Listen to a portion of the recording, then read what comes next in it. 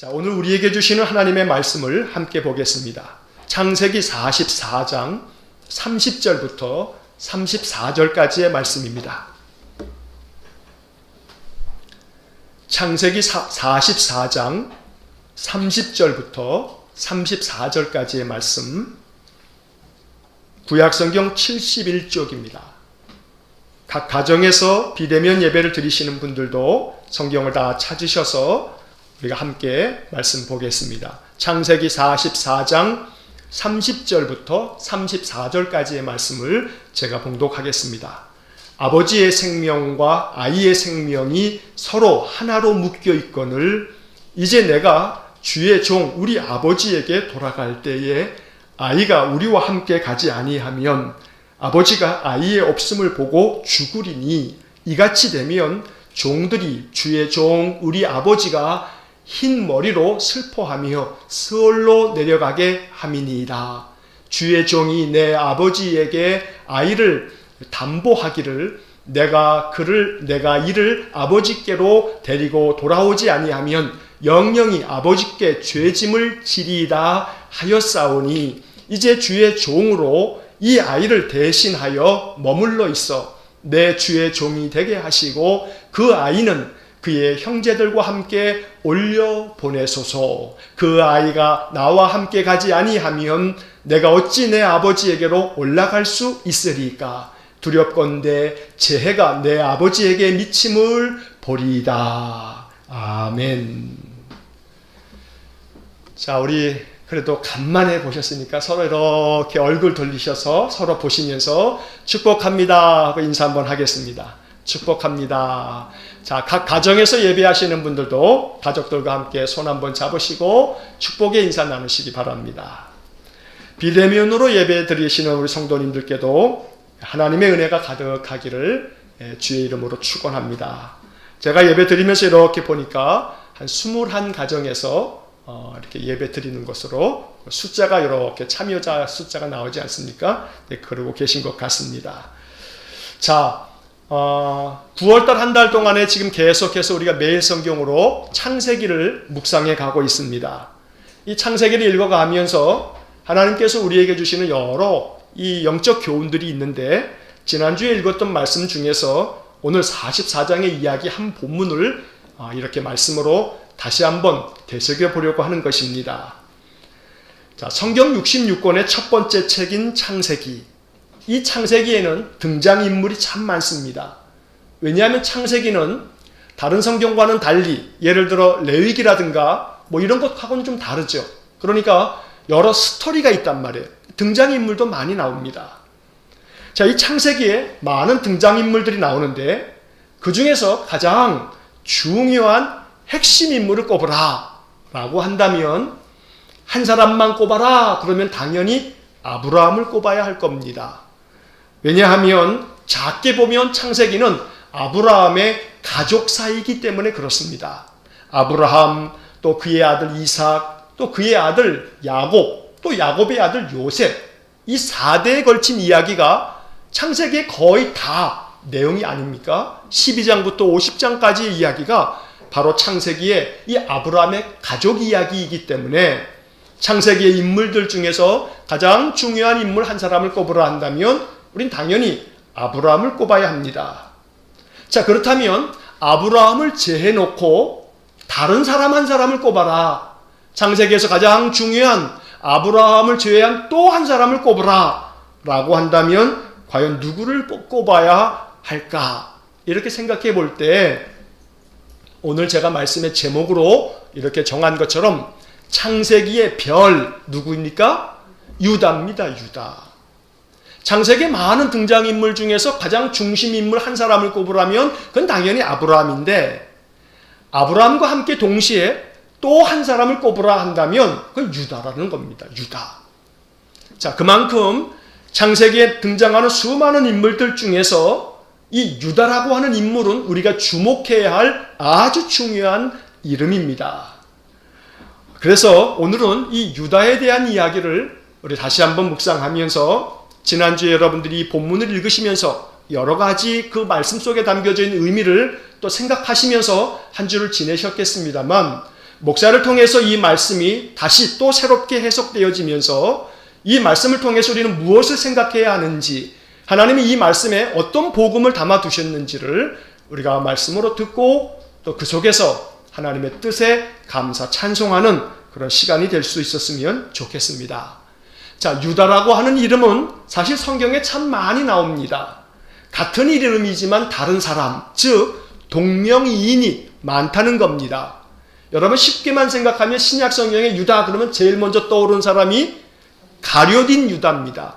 가룟이라고 하는 것은 그 사람이 살았던 동네를 얘기하는 겁니다. 그래서 가룟이라고 하는 동네에 살았던 사람 유다를 말하는 건데, 가룟 유다를 우리는 제일 먼저 떠올리게 됩니다. 이처럼 유다라고 하는 이름은 구약과 신약 성경에 상당히 많이 나오는 그런 이름이기도 합니다. 또 한 예로 예수님의 형제들이 있습니다. 마리아가 성령에 잉태되어서 예수님을 낳고 난 후에 요셉과 결혼을 했기 때문에 요셉의 씨였던, 요셉의 아들이었던 그런 아들들이 쭉 나오는데 그 이름들이 복음서에 등장하기도 하죠. 그래서 예수님의 그 동생들 중에, 마리아가 낳은 그 동생들 중에 또 누가 있냐면 유다가 있습니다.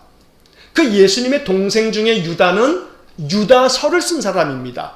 신약 성경의 유다서는 예수님의 동생 유다가 쓴 거거든요. 자, 이처럼 신약 성경에도 유다라는 이름이 이렇게 보편적으로 많이 나오고 구약 성경에도 많이 나오는데, 창세기에 나오는 야곱의 12 아들들 중에서의 유다, 이 사람은 창세기 아브라함과 함께 창세기의 별입니다. 반짝반짝 빛나는 별입니다. 자, 그래서 이 유다를 통해서 하나님께서 유다를 창세기의 별로 만드신 이 이야기를 오늘 함께 살펴보려는 것입니다. 자, 야곱에게는 12명의 아들이 있었습니다. 이 야곱의 12 아들들을 우리는 그 이름대로 12지파가 되어서 이스라엘 구약의 역사가 펼쳐지는 것을 알고 있습니다. 그런데 여러분, 아마 여러분도 알고 계시는 이야기겠습니다만, 저도 몇 차례 성경 공부나 예배 시간에 몇 번 말씀을 드린 적이 있는데, 자, 그 나라 이름은 야곱에게서 나온 거지요. 하나님께서 야복강에서 야곱과 그 천사가 씨름할 때 야곱에게 축복하면서 이름을 지어주지요. 새 이름이 뭐냐면 이스라엘입니다.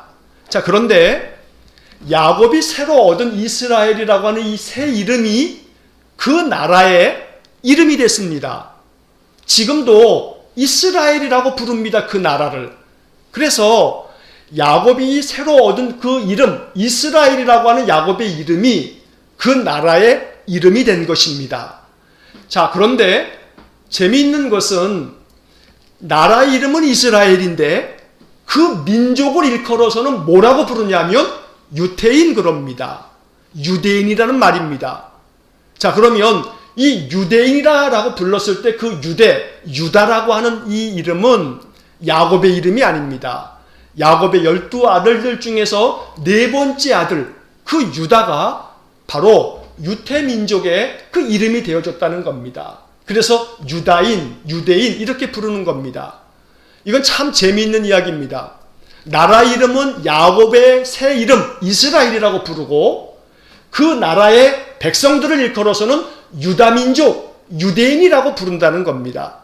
자, 그렇다라고 한다면 오늘 이 유다라고 하는 이름이 갖는 아주 상당히 중요한 그 뜻과 의미를 우리가 되새길 필요가 있는 겁니다. 이게 창세기의 아주 중요한 주제이기 때문에 그렇습니다. 자, 야곱의 12 아들들의 이름을 우리가 이렇게 쭉 성경을 통해서 복원하는데, 이 네 번째 아들이 유다인데 유다의 이름의 뜻은 찬송함이라고 하는 뜻입니다. 하나님을 찬송한다 라고 하는 뜻이 유다라고 하는 그 이름의 뜻입니다. 자, 이 야곱이 형 에서에게 장자의 명분을 사가지고 아버지의 축복을 가로채고 난 다음에 형을 피해서 삼촌의 집으로 도망가는 이야기를 우리가 잘 알고 있습니다. 저 밧단 아람 삼촌의 집에서 20년을 지내게 되는데 그 20년을 지내는 동안에 삼촌의 집에서 야곱은 두 아내를 맞이하게 되죠. 그리고 두 아내의 여종들까지 자기 아내로 맞이하게 되면서 4명의 아내를 거느리게 됩니다. 고대 세계에서는 일부일처제가 아니었기 때문에 그 시대의 관습에 따라서 그것이 용인되었던 겁니다. 자, 이 야곱이 삼촌의 집에서 일하면서 삼촌의 그 2딸 중에서 2번째 딸이었던 라헬을 매우 연모했습니다. 그래서 라헬을 짝사랑하고 매우 좋아하다가 결국은 삼촌이 이제 너가 그냥 그대로 일할 수 없으니 네가 내 딸하고 결혼해라 하면서 이 라헬을 위해서 7년 동안 일하게 했습니다. 얼마나 라헬을 사랑했던지 7년을 그저 며칠처럼 일하면서 7년이 지났고 그래서 이제 결혼을 하게 됐습니다. 우리가 잘 아는 이 창세기 이야기에서 결혼식을 하는 그 첫날 밤에 밤을 지내고 났는데 아이고 아침에 눈 떠보니까 라헬이 아니고 레아였던 겁니다. 그래서 이 야곱이 얼마나 화가 나고 억울했겠습니까? 그런데 삼촌이 하는 말은 우리 지방에서는 언니를 두고 동생을 결혼시키는 일이 없다 이런 핑계를 대면서 그러면 라헬도 너에게 줄 테니까 네가 라헬을 위해서 또 7년을 일해라 이러는 겁니다. 그래서 그렇게 해서 결국은 레아도 라헬도 이제 야곱이 아내로 맞이하게 되는데 하나님께서는 레아가 남편에게서 사랑받지 못하는 것을 보시고 이 레아의 태를 먼저 열어주셨습니다. 그래서 성경 창세기 29장 31절을 보면 이런 이야기가 적혀 있습니다. 여호와께서 레아가 사랑받지 못함을 보시고 그의 태를 여셨으나 라헬은 자녀가 없었더라. 자, 이렇게 해서 레아는 아들들을 낳기 시작했습니다. 레아는 루벤, 맏아들을 낳았고 그 다음에 시므온, 레위, 유다 이렇게 4명의 아들을 계속해서 낳았던 것입니다. 자, 이 레아의 4번째 아들이 유다입니다. 장자도 아닙니다. 고대 세계에서 가장 중요한 것은 장자입니다. 맏아들이 제일 중심입니다. 그런데 4번째 아들로 태어났으니까 별로 그렇게 관심받을 사람이 아닙니다. 특히나 야곱이 정말로 사랑했던 사람은 라헬이었기 때문에 레아에게서 낳은 아들들이 아버지의 주목을 받을 일이 별로 없습니다. 우리가 창세기를 읽어오면서 아신 것처럼 왜 야곱이 요셉을 더 사랑했냐 하면 이 요셉이 누구 아들이냐면 라헬의 아들입니다. 그러니까 자기가 그토록 사랑했던 정말로 사랑했던 이 라헬의 아들이었던 요셉을 이 야곱이 더 많이 편애하면서 사랑했던 겁니다. 자, 이렇게 해서 레아의 4번째 아들로 태어난 이 유다는 별로 주목받을 만한 아들이 아니었습니다. 유다에 대한 이야기는 성경에 그렇게 여러 번 나오는 것도 아니고 아버지와 어머니로부터 그렇게 사랑받은 그런 아들도 아니고 나중에 아버지 야곱이 축복할 때에 비로소 유다의 진가가 나타납니다만 유다는 그렇게 성장을 했던 겁니다. 여러분들이 창세기 37장 지난번에 요셉의 꿈에 대한 설교를 하면서도 말씀드렸지만 요셉의 꿈을 꿨을 때 자기 요셉의 별에게 누가 다 절합니까? 형제들 별들이 다 절합니다. 해와 달, 엄마 아빠도 자기에게 절한다고 그 꿈을 요셉이 얘기한 바 있습니다. 자, 겉으로 드러나는 것만 보면 요셉의 꿈에서 나타났듯이 요셉의 별이 더 중요하고 나머지 형제 별들은 요셉의 별에게 절하는 것처럼 나옵니다. 하지만 더 그 내면을 들여다보게 되면 요셉의 별이 중요한 게 아니고 유다 별이 더 중요한 겁니다.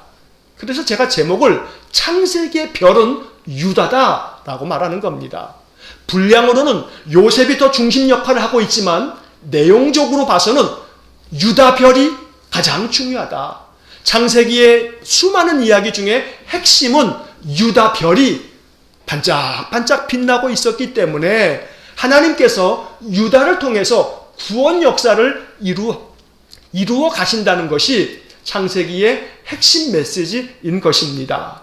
그래서 창세기의 대단히 중요한 별 유다를 오늘 우리가 살펴보는 것입니다. 유다를 통해서 예수 그리스도가 태어났고 이 유다가 야곱의 12아들들 중에서 다른 아들이 아닌 4번째 아들, 주목받지 못했던 이 유다가 마태복음 1장에 예수님의 족보에 그 이름이 기록되어진다는 것입니다. 그러니 창세기의 수많은 인물들 중에서 예수님의 족보인 마태복음 1장에 기록된 두 사람은 바로 아브라함과 또 유다라는 겁니다.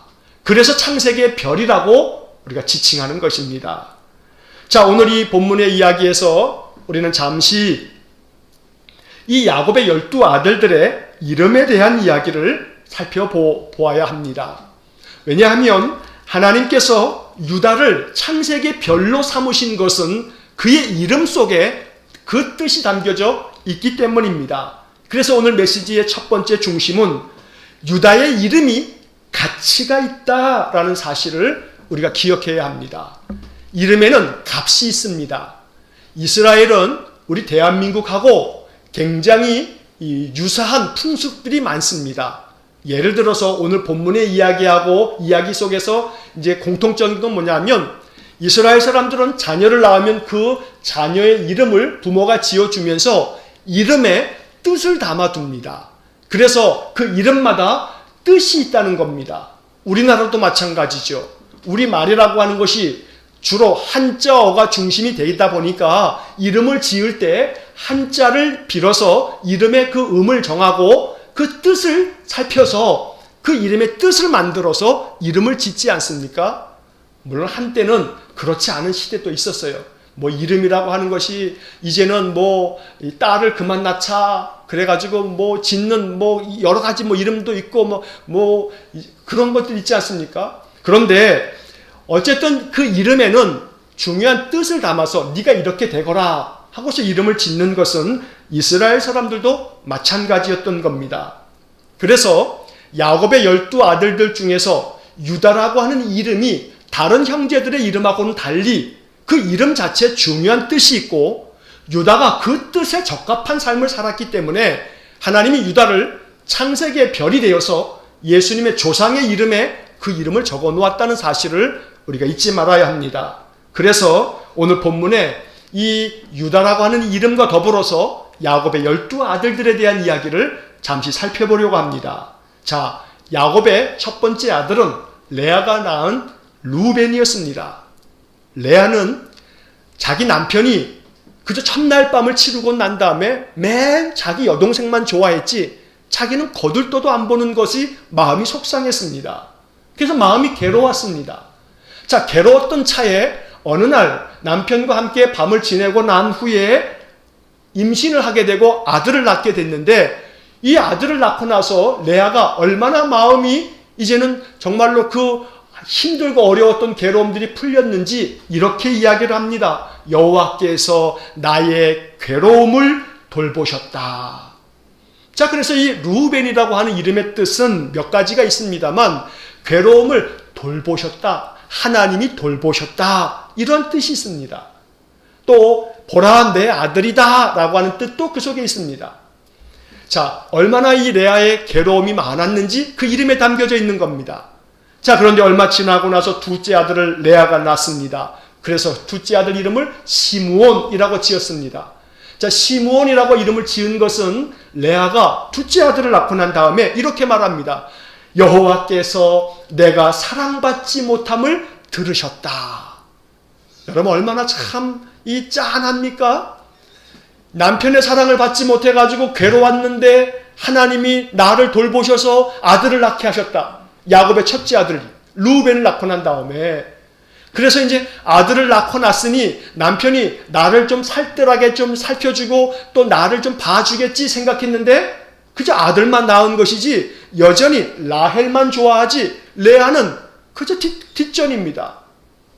그러니까 이 레아의 마음속에 두 번째 아들을 낳고 난 다음에 여호와께서 내가 사랑받지 못함을 들으셨다. 둘째 아들 낳을 때까지도 남편의 사랑을 받는다고 느끼지 못했던 겁니다. 그래서 시므온의 이름의 뜻이 들으셨다라고 하는 뜻입니다.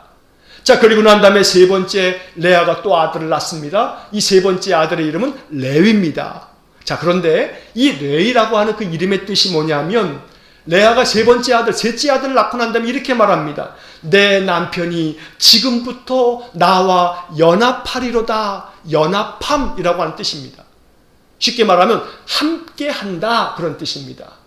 그러니 생각해 보십시오. 첫째 아들 루벤, 둘째 아들 시므온 두 아들을 낳고 날 때까지도, 낳고 나서도 남편은 자꾸 누구만 쳐다봅니까? 라헬만 쳐다봅니다. 세 아들을 낳았는데도 불구하고 이 야곱의 마음은 레아에게 있는 게 아니라 라헬에게만 가 있는 겁니다. 그러니까 연합되었다, 저 남편이 나와 함께하고 있구나, 이런 생각이 안 드는 겁니다. 그래서 이 셋째 아들 레위를 낳고 난 다음에 레아는 비로소 이제 내 남편이 지금부터는 나와 함께할 거다 하는 기대감을 담아서 그 이름을 레위라고 지은 겁니다.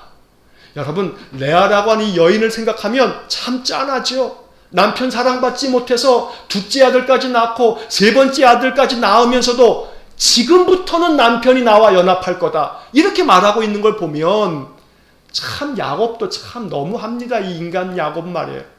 자, 이렇게 해서 세 아들을 낳고 난 다음에 레아의 기대감처럼 야곱이 레아를 사랑했을까요? 사랑 안 했을 거예요. 분명히 그래요. 그러니까 지금부터는 남편이 나와 함께 연합할 거다, 셋째 아들 이름을 레위라고 짓고 난 다음에도 남편이 이제 계속해서 라헬만 쳐다보지 자기는 안 보는 겁니다. 그리고 난 다음에 하나님이 은혜를 주셔서 레아가 네 번째 아들을 낳습니다. 자, 네 번째 아들을 낳고 난 다음에 이름을 뭐라고 하냐면 내가 이제는 여호와를 찬송하리로다. 그래서 유다라고 하는 이름은 찬송함이라고 하는 뜻입니다.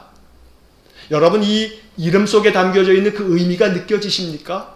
이런 겁니다. 세 아들까지 낳고 났는데 셋째 아들 낳고 난 다음에는 레위라고 이름하면서 내 남편이 지금부터 나와 연합할 거다 했는데 기대와는 달리 여전히 라헬만 사랑했지 레아는 사랑하지 않자 넷째 아들을 낳고 난 다음에 레아는 마음 정리를 합니다.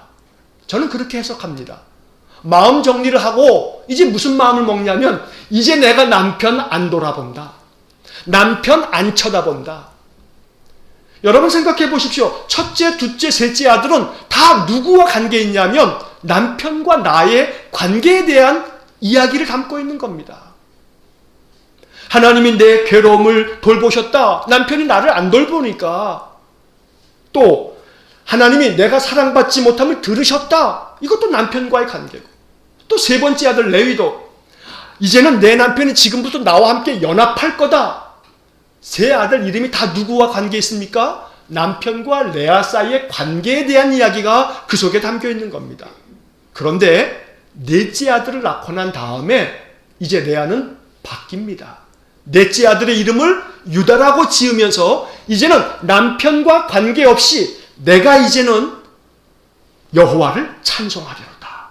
이렇게 성경에 기록되어 있습니다. 이게 참 소중한 겁니다. 내가 이제는 여호와를 찬송하리로다. 이제 레아의 눈은 남편 야곱만을 쳐다보는 남편 바라기가 아니고 여호와 바라기, 하나님만 바라보는 사람이 되어져 갔던 겁니다. 그래서 레아가 그 아들의 이름을 유다라고 지으면서 이제는 내가 여호와를 찬송하리로다 라고 말하고 있는 겁니다. 여러분, 이름대로 살아가기를 바라고 그 고대인들은 너의 이름은 이런 뜻이다 하고 가르치면서 그 이름 값을 하도록 만들어가고 그렇게 양육을 합니다. 저는 그렇게 추측을 합니다. 유다는 다른 그 어떤 형제들보다 여호와를 찬송한다는 그 이름의 뜻을 묵상하면서 하나님을 늘 찬송하며 사는 사람이었을 겁니다. 오늘 우리는 이 이야기들을 쭉 살피면서 이러한 생각을 할 줄 알아야 합니다. 이름에는 값이 있습니다. 그 이름의 값이 각각의 부모들이 너는 이런 사람이 되거라 하고 이름에 지어진 그 뜻을 말하는 것인데, 그래서 우리는 사람이 제대로 그 직임을 감당하지 못하거나 그 자기가 해야 될 몫을 제대로 못하면 어이고 이름값도 못하는 놈 이렇게 말하지 않습니까? 여기서 표현하고 있는 이름값이라고 하는 것을 생각해 보아야 합니다. 이름의 값이 있습니다. 그 이름의 값을 우리는 다 할 줄 알아야 합니다. 내 이름의 값이 아름답게 값지게 여겨지는 그런 인생을 살아가야 한다는 것입니다. 여러분, 이제 야곱의 유다 이후에 아들들에 대해서 한번 살펴보시면 이러한 것을 또 깨닫습니다. 라헬이 얼마나 뿔따구가 나겠습니까? 남편은 자기를 사랑하는데 그저 뭐 한 달이면 한 달에 반이 뭡니까? 아마 거의 대부분의 날들은 이 라헬의 방에 들어가서 라헬과 아마 밤을 지새우면서 남편이 살았을 겁니다. 그런데도 불구하고 라헬은 계속해서 자식을 못 낳는 겁니다. 근데 언니 레아는 4명의 아들들을 쭉 낳고 나니 라헬이 얼마나 셈이 많습니까? 그래서 이 라헬이 자기 남편에게 이야기합니다. 아버지가 나를 시집 보내면서 여종을 하나 딸려줬으니 이 여종 빌하를 당신의 첩으로 줄 테니까 이 여종은 내 소유이기 때문에 빌하를 통해서 내가 아들을 낳으면 그 아들은 내 아들이 되는 게 아니겠소. 그러니 빌하를 당신 아내로 맞아 드리면 좋겠소 라고 이야기를 합니다. 그래서 야곱이 이 빌하를 통해서 라헬의 여종이었던 빌하를 통해서 2명의 아들을 이어서 낳습니다. 자, 그런데 이 빌하가 2명의 아들을 낳을 때 그 이름을 누가 지어주냐면 빌하의 여주인이었던 라헬이 지어줍니다. 그 이름을 뭐라고 했냐면 결국 빌하의 첫째 아들 라헬의 아들이 돼버린 그 아들이 누구냐면 단입니다. 그런데 여러분 이 단이라고 하는 이름의 뜻은 뭐냐면 이 라헬이 이렇게 이야기하면서 단이라고 그 아들의 이름을 지어줬습니다. 하나님이 내 억울함을 풀어주셨다. 여러분 그래서 이 단이라고 하는 이름은요 억울함을 푸심 이렇게 성경에 적혀져 있습니다. 아들의 이름을 지어주기를 단이라고 하면서 억울함을 하나님이 풀어주셨다. 이게 참 라헬의 한계입니다. 자, 그 다음에 빌하가 2번째 아들을 낳습니다. 그러니까 라헬이 그 다음에는 뭐라고 얘기하냐면 납달리 이렇게 이름을 지어주면서 내가 언니와 크게 경쟁하여 이겼다 이렇게 말합니다. 여러분 라헬의 마음을 느낄 수가 있죠. 자기 여종을 남편에게 주면서 그 여종이 낳은 2 아들을 단, 납달리 이렇게 말하면서 라헬의 마음이 그 속에 담겨 있어요. 하나님이 내 억울함을 풀어주셨다. 뭐가 억울한 거예요? 언니는 이렇게 아들들을 4이나 낳는데 나는 하나도 낳지 못하다가 그나마 내 여종이 낳았으니 언니에 대한 나의 억울함을 하나님이 풀어주셨다. 이렇게 말하는 거죠. 그리고 난 다음에 종이 또 아들을 낳으니까 납달리 그러면서 뭐라고 합니까? 내가 언니와 크게 경쟁해서 이겼다. 이게 뭐의 경쟁입니까? 근데 라헬은 그걸 또 경쟁이라고 생각하면서 경쟁해서 이겼다. 이렇게 말합니다. 납달리는 경쟁하다 이런 뜻입니다. 그러면 여러분 앞서서 레아를 통해서 보셨던 것처럼 라헬은 지금 누구만 바라보고 있습니까? 언니만 바라보고 있습니다. 레아는 누구만 바라봤어요? 자기 남편만 바라봤어요. 라헬은 그저 자기 언니하고만 자꾸 신경 쓰면서 경쟁하면서 언니만 생각하는 겁니다. 이 아들들의 이름이 다 그렇게 관계 속에서 이름 지어진 겁니다. 자, 이렇게 라헬이 여종을 자기 남편에게 주니까 레아가 어떻게 해요? 그래도 아무리 그래도 레아도 여잔데 그러니까 자기 여종 실바를 자기 남편에게 또 줍니다. 여보, 뭐 동생 여종만 취할 거 아니오. 내 여종도 첩으로 취하셔서 그 아들들을 낳으면 그 내 아들 아닙니까? 하고서 실바를 내줬는데 이 레아는 자기 여동생 라헬하고는 조금 이 급이 좀 다른 것 같아요. 실바가 아들을 낳자 아들의 이름을 뭐라고 하냐면 갓이라고 부릅니다. 갓. 근데 그 갓이라고 하는 뜻이 뭐냐 하면 레아가 그 아들을 낳고 난 다음에 뭐라고 말하냐면 복되도다 그럽니다. 복되도다. 자, 그 다음에 실바가 그 다음 2번째 아들, 이 레아의 여종 실바가 2번째 아들을 낳는데 아셀이라고 이름을 짓습니다. 레아가 그 이름을 아셀이라고 지으면서 아셀의 뜻이 뭐냐면 기쁘도다 이렇게 말합니다. 자, 그럼 여러분들 다시 한번 정리해 보십시오. 이 남편 바라기였던 레아는 첫 아들 루벤, 시므온, 레위까지 낳을 때만 하더라도 남편을 자꾸 생각하면서 남편에 대한 남편 바라기였는데 4번째 유다를 낳고 난 다음부터는 이제 내가 여호와를 찬송합니다 하고서 하나님께 초점을 맞추더니 자기 여종 실바가 아들을 2 낳자 갓, 아셀 이렇게 지으면서는 남편도 생각하는 것 아니고 자기 여동생도 생각하는 것 아니고 오직 하나님께서 내게 복을 주셨다. 그래서 내가 기쁘도다. 이렇게 말합니다. 레아의 성숙함을 우리가 보게 되는 겁니다. 그래서 레아는 비록 남편의 사랑을 받지는 못했지만 그 아들들의 이름들을 통해서 레아를 통한 아들 4명, 자기 여종 실바를 통한 2 아들, 이 모두가 다 굉장히 긍정적인 이름, 하나님만을 바라보는 이름, 하나님이 나에게 복을 주셨고 나를 기쁘게 하셨으니 이제 내가 여호와를 찬송합니다 라고 하는 그런 이름의 뜻들을 아들들에게 지어줬던 겁니다.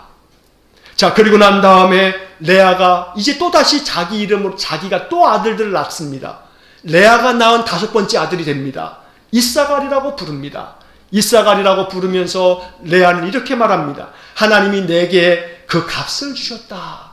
합한 채를 이제 남편에게 이렇게 주면서 그러면서 얻게 되어지는 그런 이 이야기를 하면서 이제 하나님이 내게 그 값을 주셨다 라고 이렇게 이름을 부르면서 2번째 또 아들을 낳기를 스불론이라 그러면서 이제는 그가 나와 함께 살리라 이렇게 말을 합니다. 자, 레아는 아들들의 이름을 낳을 때마다 하나님께 초점을 맞추고 하나님 중심의 삶으로 그 마음 중심을 변화시키면서 자신의 삶의 중심이 이제 남편에게 있는 것이 아니라 하나님께 그 중심을 두면서 언제나 하나님을 찬송하는 삶을 레아가 살았던 것이고 그 삶을 아들 유다에게 전가시켜 주었던 것입니다. 자, 여러분, 이렇게 해서 10명의 아들들을 낳고 난 다음에 이제 야곱이 그토록 사랑했던 라헬이 아들을 하나 낳습니다. 그 아들이 요셉이죠. 자, 그런데 이 요셉이라고 하는 이름의 뜻이 재밌습니다. 요셉을 낳고 나서 이 라헬이 그 아들 요셉이라고 부르면서 왜 요셉이라고 했냐면 요셉의 뜻이 뭐냐면 여호와는 다시 다른 아들을 나에게 더하시기를 원한다. 이렇게 이름을 지었습니다. 그래서 요셉이라고 하는 말은 더하셨다, 덧붙이신다 그런 말이에요. 더하여 주신다, 더 주신다 그런 말입니다. 그러니까 이 요셉이라고 하는 이름 속에 라헬이 가지고 있는 그 마음을 우리가 엿볼 수가 있습니다. 라헬은 아들 하나 낳고 하나님이 이 아들 말고 다른 아들을 다시 주시기를 원한다. 이렇게 말하고 있는 겁니다. 라헬의 마음이 이 아들 하나로는 만족이 안 되는 겁니다. 그래서 아들을 낳았지만 그 아들에게 주목하는 게 아니고 하나님 또 다른 아들을 나에게 주시기 원합니다 하고 이름을 짓고 있는 겁니다. 이 아들에게 관심 있는 게 아니에요. 라헬은 또 다른 아들을 주십시오 라고 쉽게 말하면 요셉이라고 하는 이름은 또 다른 아들을 주세요. 그게 이름이에요. 그게 이름. 그런 요셉의 이름 자체가 사실 이게 긍정적이라고 볼 수 없습니다.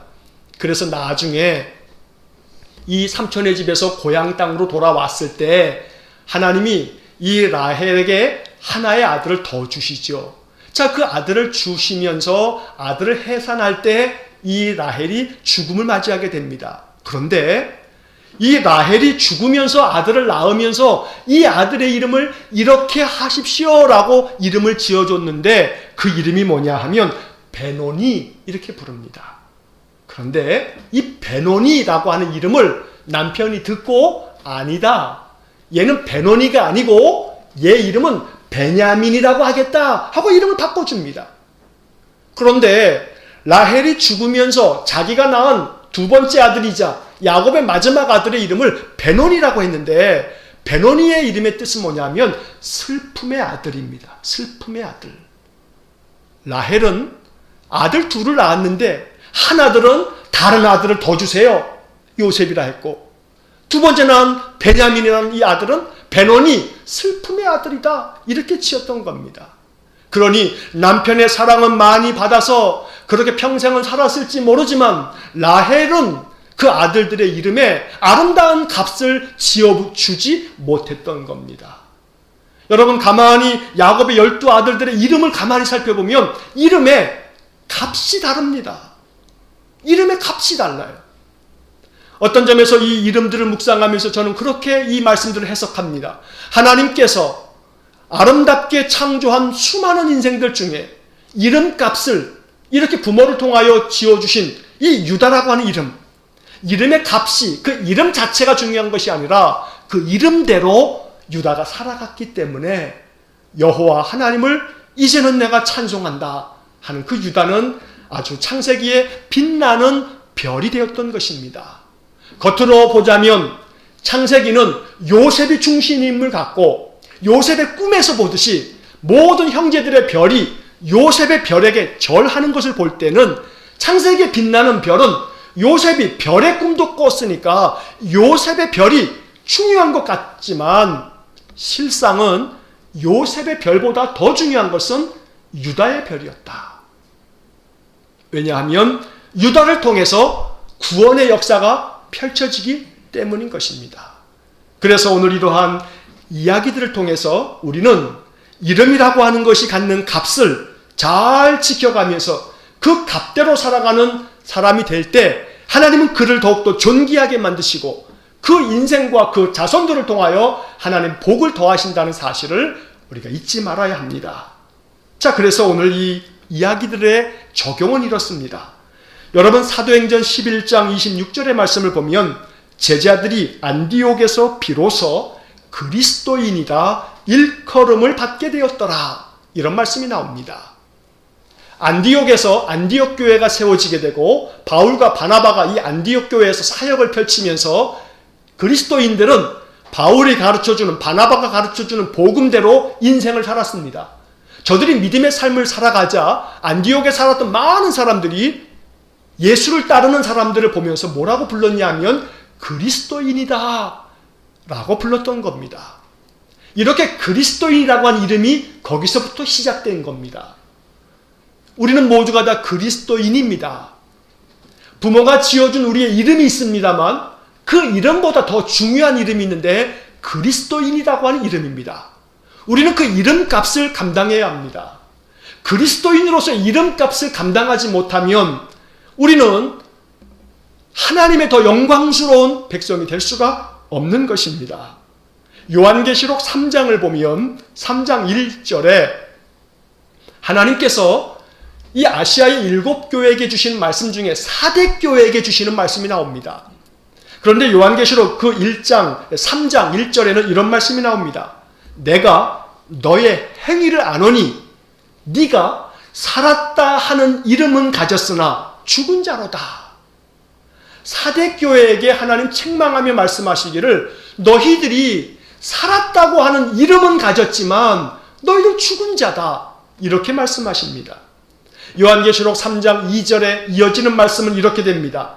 너는 일깨어 그 남은 바 죽게 된 것을 굳건하게 하라. 내 하나님 앞에 내 행위에 온전한 것을 찾지 못하였노니 3절 그러므로 내가 어떻게 받았으며 어떻게 들었는지 생각하고 지켜 회개하라. 그리고 이어서 요한계시록 3장 4절에서 5절에서 이렇게 말씀합니다. 그러나 사대에 그 옷을 더럽히지 아니한 자 몇 명이 내게 있어 흰옷을 입고 나와 함께 다니리니 그들은 합당한 자인 연고라. 이기는 자는 이와 같이 흰옷을 입을 것이요 내가 그 이름을 생명책에서 결코 지우지 아니하고 그 이름을 내 아버지 앞과 그의 천사들 앞에서 시인하리라.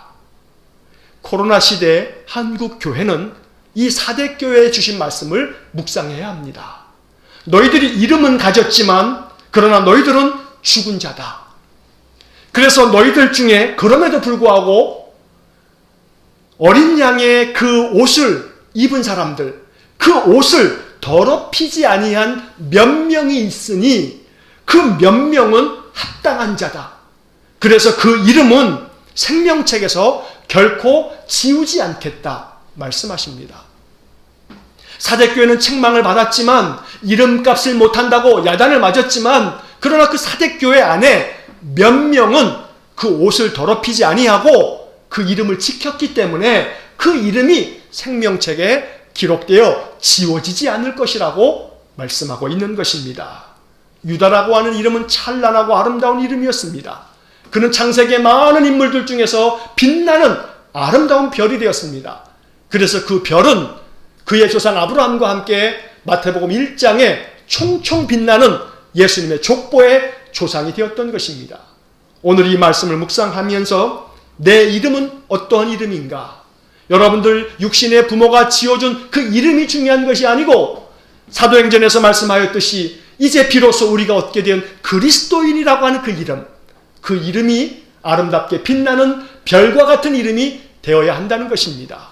그 이름이 창세기의 별이었던 유다라는 이름처럼 이 세상 가운데 이 코로나 시대, 이 어두움의 시대에 그리스도인, 그러면 마음 가운데 그래 그리스도인들은 다르지 하는 그러한 이름이 되어질 때 우리는 창세기의 별 유다처럼 오늘 이 시대 코로나 시대의 별 그리스도인 이렇게 될 것입니다.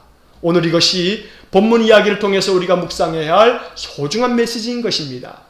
또 한 가지는 오늘 본문에서 이제 마지막으로 살펴볼 것은 이렇게 해서 이제 그 형제들이 자라가면서 요셉은 애굽으로 종으로 팔려가고 거기서 우여곡절 끝에 총리가 되죠.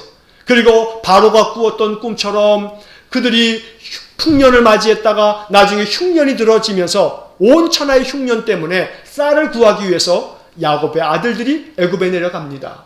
첫 번째 내려갔을 때는 막내 동생 베냐민은 아버지 곁에 두었다가 요셉이 자기 형제들이 온 것을 알고서 너희들이 어떤 형제냐 하면서 물으면서 아버지는 계시냐 동생들이 다냐 이러면서 막내 아들이 안 왔기 때문에 너희들이 다음번 올 때는 이제 막내 동생을 데리고 와야지만 쌀을 얻을 수 있다. 너희들이 간첩이 아니냐 이렇게 하면서 이제 동생을 데려오지 않으면 다시는 쌀을 구하지 못할 거라는 이야기를 듣고 형제들이 올라가죠. 그리고 그 쌀을 다 먹고 난 다음에 두 번째 내려가야 할 때 아버지가 막내 동생을 데려가지 않으면 우리가 쌀을 구할 수 없습니다. 그렇게 이야기할 때 유다가 그 아버지에게 설득을 해서 동생 베냐민을 내가 내 목숨을 담보로 걸고 반드시 내가 동생을 데려올 테니까 동생을 데려가지 않으면 쌀을 구할 수 없습니다. 아버지를 설득해서 동생 베냐민을 데리고 애굽에 내려갑니다. 그리고 요셉 앞에 서게 됩니다. 요셉이 자기 친동생 베냐민을 봅니다.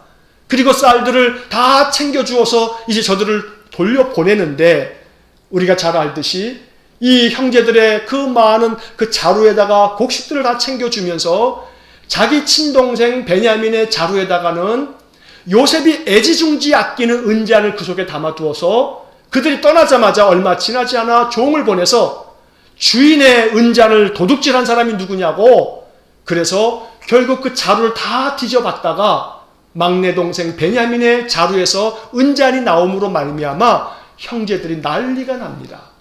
이게 창세기 44장의 이야기입니다. 다시 저들이 요셉에게 끌려옵니다. 그리고 나서 이 요셉 앞에 서서 형제들이 벌벌 떨고 있을 때 다른 형제들은 한마디도 못하는데 유다가 나섭니다. 그리고 유다가 요셉에게 아직은 자기 동생인지 모르고 총리인 줄만 알고 자초지종을 쭉 이야기합니다. 그래서 내가 내 아버지에게 나 자신의 목숨을 담보로 걸고 동생을 데리고 왔으니 만약에 동생이 돌아가지 않는다면 그러면 내가 그 목숨값을 대신해야 할 겁니다. 그러니 나를 종으로 삼으시고 내 동생을 데려가십시오. 올려 보내주십시오. 이렇게 말하는 거 아닙니까? 그러면서 오늘 본문 30절을 보시기 바랍니다. 이 30절에 중요한 메시지가 있습니다. 아버지의 생명과 아이의 생명이 서로 하나로 묶여 있거늘 만약에 내 동생이 올라가지 않으면 아버지가 죽을 겁니다. 여기 30절이 중요합니다. 아버지의 생명과 아이의 생명이 하나로 묶여 있다는 겁니다. 그래서 이 유다는 내가 이 아이를 나의 목숨을 담보로 걸고 이 아이를 데려온 것이니 나를 종으로 삼고 이 아이를 아버지에게로 돌려보내 주십시오 하고 자기 희생을 감당하는 것입니다. 32절을 한번 보시기 바랍니다. 주의 종이 내 아버지에게 아이를 담보하기를 내가 이를 아버지께로 데리고 돌아오지 아니하면 영영이 아버지께 죄짐을 지리이다 하였습니다. 내가 아버지 앞에 영영이 죄를 짓는 것이 될 겁니다. 이렇게 말하면서 데려왔으니 내 동생을 돌려보내 주십시오. 이렇게 말하는 겁니다. 여러분, 이 표현들 속에 대단히 중요한 복음이 담겨 있습니다. 30절에서 아버지의 생명과 아이의 생명이 서로 하나로 묶여 있다. 이 말씀을 상징적으로 해석할 필요가 있습니다. 여기서 아버지 야곱은 이 아버지라는 표현은 하나님을 상징합니다. 하나님의 생명과 그 다음에 아이의 생명이라고 했는데, 아이는 물론 베냐민입니다. 그러나 이 아이는 세상 만민, 우리 인간들을 상징적으로 말하는 겁니다. 다시 말해서 하나님의 생명과 세상 모든 인생들의 생명은 하나로 묶여 있습니다. 그래서 내가 이 세상 모든 사람들에 대한 담보로 나 자신을 내놓는 겁니다. 그래서 만약에 이 세상 사람들을 아버지께로 돌려보내지 않는다면 내가 제 짐을 짓겠습니다. 그래서 이 유다는 예수 그리스도의 모델이 되는 겁니다. 예수 그리스도의 상징이 바로 유다입니다. 아버지와 아이의 생명이 하나로 묶여 있기 때문에 아이의 생명을 살리기 위해서 이 세상 사람들을 하나님 아버지께로 올려보내기 위해서 자기 자신을 담보로 내놓는 유다, 그게 바로 예수님입니다. 예수님은 세상 모든 사람들의 죄 짐을 대신 지시고서 그 세상 모든 사람들이 아버지께로 돌아갈 수 있도록 만들기 위해서 자기 자신을 종으로, 내가 종이 되겠으니 이 아이를 아버지에게로 돌려보내 주십시오 라고 요청했던 겁니다. 이게 바로 예수 그리스도의 대속의 사역을 말하고 있는 것입니다.